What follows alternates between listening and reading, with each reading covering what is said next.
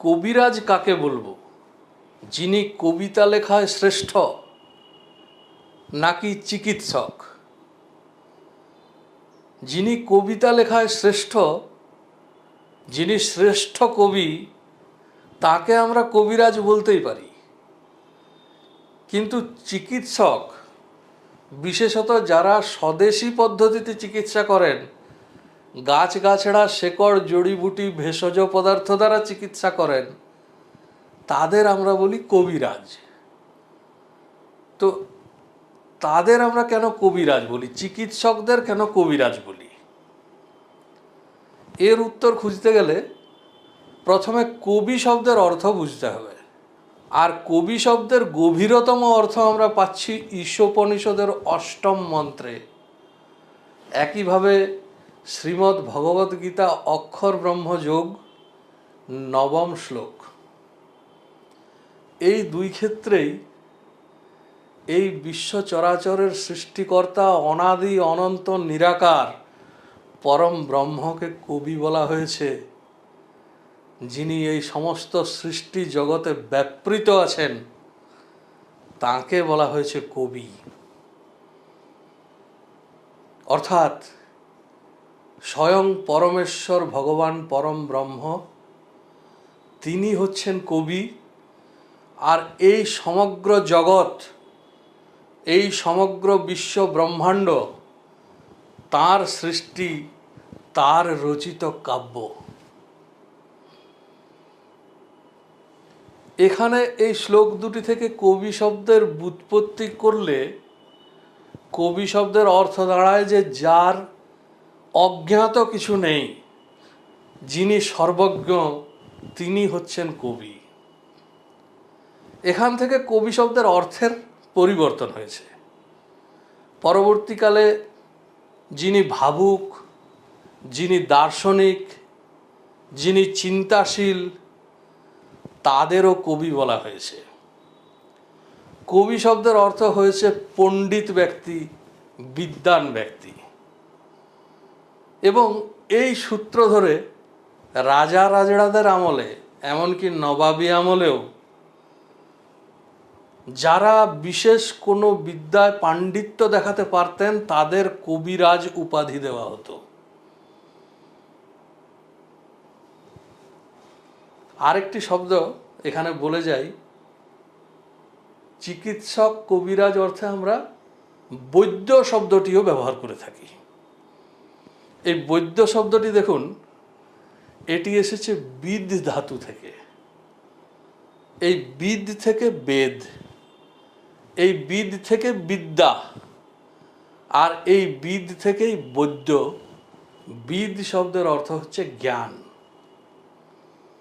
সুতরাং বৈদ্য তাকেই বলবো যিনি সম্যক জ্ঞান অর্জন করেছেন, যিনি যথেষ্ট বিদ্যা অর্জন করেছেন। সুতরাং বৈদ্য শব্দের অর্থ ঘুরে ফিরে দেখা যাচ্ছে সেই পণ্ডিতই বোঝাচ্ছে। এবং দেবাদিদেব মহাদেবকে আমরা বলি বৈদ্যনাথ, তার মানে তিনি চিকিৎসকদের মধ্যে শ্রেষ্ঠ সেই অর্থে বলি না। দেবাদিদেব মহাদেব হচ্ছেন সমস্ত বিদ্যার সার, তাঁর থেকেই আমরা সমস্ত বিদ্যা পেয়েছি, তাই তিনি বৈদ্যনাথ। সুতরাং দেখুন, বৈদ্য এবং কবিরাজ একই অর্থ বহন করে এবং উভয়ের অর্থ হচ্ছে পণ্ডিত ব্যক্তি। এখন চিকিৎসা শাস্ত্র হচ্ছে সমস্ত বিদ্যার ওপরে, কারণ চিকিৎসা বিদ্যা দ্বারা কারো জীবন দান করা যায়, জীবন বাঁচানো যায়। ঈশ্বরের পরেই যার স্থান, তিনি হচ্ছেন চিকিৎসক। এই জন্যে চিকিৎসা বিদ্যা অর্থাৎ আয়ুর্বেদকে বলা হয় পঞ্চম বেদ। একটু সরে আসি, পরবর্তীতে কবি শব্দের অর্থ আরও পরিবর্তিত হয়েছিল।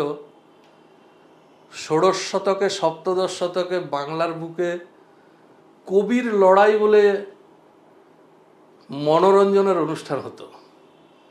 সেখানে দুজন কবি অর্থাৎ কাব্য রচয়িতা, কবিতা রচয়িতা, তাদের আখড়ায় কবিতার লড়াই হতো, দর্শকগণ উপভোগ করতেন, কখনো সেখানে চটুল খেউড়ো চলতো, এবং এদের বলা হতো কবিয়াল, অর্থাৎ কবিওয়ালা। মানে কবি ফেরি করে ঘুরে বেড়াচ্ছেন, কবি বিক্রি করে ঘুরে বেড়াচ্ছেন। বোধহয় কবি শব্দের অর্থের এখানে কিছুটা মানের অবনমন ঘটেছিল। যাই হোক, এখন এই শিল্পটা হারিয়ে গেছে। এই শিল্প নিয়ে হয়তো একটা গোটা ভিডিও বানানো যাবে, অন্য কোনো সময় আসব। কিন্তু আজকের যে বিষয় কবিরাজ এবং বৈদ্য, তো দেখা যাচ্ছে পণ্ডিত ব্যক্তিরা কবিরাজ উপাধি পেতেন, বৈদ্য উপাধি পেতেন, এবং চিকিৎসা শাস্ত্র যেহেতু সমস্ত শাস্ত্রের উপরে, তাই চিকিৎসা শাস্ত্রে যারা ব্যুৎপত্তি অর্জন করতেন তারাও বৈদ্য এবং কবিরাজ উপাধি পেতেন। এবং পরবর্তীকালে সেইটিই রয়ে গেল, বাকিগুলো আমাদের ব্যবহার থেকে কমে গেল, ব্যবহার থেকে হারিয়ে গেল। আজকে আমাদের কাছে কবিরাজ এবং বৈদ্য উভয়ের অর্থ হচ্ছে স্বদেশী চিকিৎসা যারা করেন, এবং এই চিকিৎসা ব্যবস্থাটাকে বলা হয় কবিরাজি। কবিরাজ থেকে কবিরাজি হয়ে গেছে। এখানে দুটো প্রসঙ্গ ছুঁয়ে যাই। প্রথমত, এই কবিরাজি শব্দ একটি খাদ্যের সঙ্গে জুড়ে গেছে। আমরা বলি কবিরাজি কাটলেট। আমি প্রথমবার খেয়ে খুব বোকা হয়ে গিয়েছিলাম। আমি ভেবেছিলাম এটি বোধহয় নিতান্তই শাকসবজি দিয়ে বানানো কোনো কাটলেট হবে। আমি একেবারে গ্রামের ছেলে, শহরে গিয়ে এইসব জিনিসগুলোর সঙ্গে পরিচিত হয়েছি। তো সেখানে দেখলাম কবিরাজি কাটলেট, অর্থাৎ সেই কাটলেট যেখানে ওপরে একটা নরম ডিমের আস্তরণ দেওয়া থাকে। এই কবিরাজি কেন বলা হয় এটিকে, এই নিয়ে এই ফেসবুক, হোয়াটসঅ্যাপ ইউনিভার্সিটিতে একটা গল্প ঘুরে বেড়ায়। সেই গল্প আমি আপনাদের শোনাবো না। সেই গল্প আমাকে অনেকে পাঠিয়ে বলেছেন এটা নিয়ে ভিডিও করুন, কিন্তু ওটা নিতান্তই ভুল গল্প। গল্পটা আপনারা জানেন।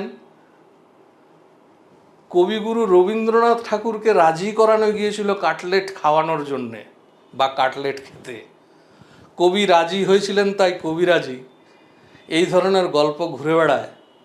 খুঁজে দেখলাম 2018 সালে দ্য হিন্দু অনলাইন পত্রিকায় এই গল্পটির উল্লেখ ছিল, কিন্তু ওই আর্টিকেলেই এই তত্ত্বকে খারিজ করা হয়েছে। বলা হয়েছে এই গল্প মিথ্যা। আসলে ওই যে ওপরের পরত, ওপরের নরম আস্তরণ, এই জন্যে এর নাম হয়েছিল কভারেজ কাটলেট। এটি ইউরোপিয়ান খাদ্য, আমাদের ভারতীয় রূপ নিয়ে নিয়েছে, সেই হিসাবে ভারতীয় নামও নিয়ে নিয়েছে। ওই কভারেজ, ইংরাজি কভারেজ শব্দ বাংলায় এসে হয়ে গেল কবিরাজি। আর দ্বিতীয় একটি মজার তথ্য বলি, যারা আধুনিক শিক্ষায় শিক্ষিত হয়ে চিকিৎসা করেন, ইউরোপীয় পদ্ধতিতে চিকিৎসা করেন, তাদের আমরা বলি ডাক্তার। এই ডাক্তার শব্দটা অপভ্রংশ, মূলত ল্যাটিন শব্দ ডক্টর থেকে আমরা বাংলায় করে নিয়েছি ডাক্তার। বিষয় হলো, এই ডক্টর শব্দের অর্থও কিন্তু চিকিৎসক নয়। ডক্টর শব্দের অর্থ হচ্ছে শিক্ষক। মধ্যযুগীয় ইউরোপে যারা বিশ্ববিদ্যালয়ে পড়ানোর যোগ্যতা অর্জন করতেন তাদের বলা হতো ডক্টর। এবং আধুনিক শিক্ষা ব্যবস্থায় সেই রীতি আজও মেনে চলা হয়। যারা বিশ্ববিদ্যালয়ে কোনো তত্ত্ব জমা করেন, নতুন কোনো তত্ত্ব প্রচার করেন বা উদ্ভাবন করেন, তারা এই ডক্টর, এই উপাধি পান। এখন আমরা জেনে গিয়েছি নামের আগে ডক্টর মানে তিনি চিকিৎসক নাও হতে পারেন, বরং নামের পরে তার ডিগ্রিটি দেখা আবশ্যক। কিন্তু এইটি ডক্টরের মূল অর্থ। ডক্টর মানে শিক্ষক, বিশ্ববিদ্যালয়ে পড়ানোর যোগ্য শিক্ষক, অর্থাৎ কিনা ঘুরে ফিরে সেই পণ্ডিত ব্যক্তি, বিদ্বান ব্যক্তি। সুতরাং বাংলার বৈদ্য, বাংলার কবিরাজ এবং ল্যাটিন ভাষার ডক্টর, এই তিনটি শব্দের কোনোটি চিকিৎসক অর্থে বোঝায় না। তিনটি শব্দের অর্থই হচ্ছে পণ্ডিত বা জ্ঞানী ব্যক্তি। রাজাদের আমলে, নবাবী আমলে যারা চিকিৎসা শাস্ত্রে পাণ্ডিত্য অর্জন করতেন তাদেরও কবিরাজ উপাধি দেওয়া হতো। এইটি রয়ে গেছে, বাকিটা হারিয়ে গেছে। আর একটা ছোট্ট বিষয় না বললে ভিডিওটি অসম্পূর্ণ থেকে যাবে। আমাদের আয়ুর্বেদ শাস্ত্রে রোগ ব্যাধিকে 3 ভাগে ভাগ করা হয়েছে। একটি হচ্ছে আধ্যাত্মিক, যেটা শরীর থেকে রোগ সৃষ্টি হয়। শরীরের যে বিভিন্ন উপাদান আমাদের রয়েছে সেগুলোর সাম্যাবস্থা যদি নষ্ট হয়ে যায় তখন রোগ ব্যাধির সৃষ্টি হয়, এটি বৈজ্ঞানিকভাবে সত্য। দ্বিতীয় হচ্ছে আধি ভৌতিক। আধি ভৌতিক কোনগুলো? যেগুলো রোগ জীবাণুর আক্রমণ, হিংস্র পশুর আক্রমণ, অস্ত্র দ্বারা আঘাত, দুর্ঘটনা, এগুলো হচ্ছে আধি ভৌতিক। আর আধি দৈবিক, এই জায়গাটা আজকের দিনে অনেকেই কুসংস্কার বলে মনে করেন। এই বিভিন্ন রকমের ভূত প্রেতের আক্রমণ ইত্যাদি এই তৃতীয় ভাগ। এখন বিশেষজ্ঞ সেই যুগেও ছিল, কিছু চিকিৎসক ছিলেন যারা এই তৃতীয় ভাগের বিশেষজ্ঞ। আজও গ্রাম বাংলায় এরা ছড়িয়ে ছিটিয়ে আছেন। ঝাড় ফুঁক তুকতাক নানা রকমভাবে এরা চিকিৎসা করেন। এদের আমরা বলি ওঝা কিংবা বলি রোজা।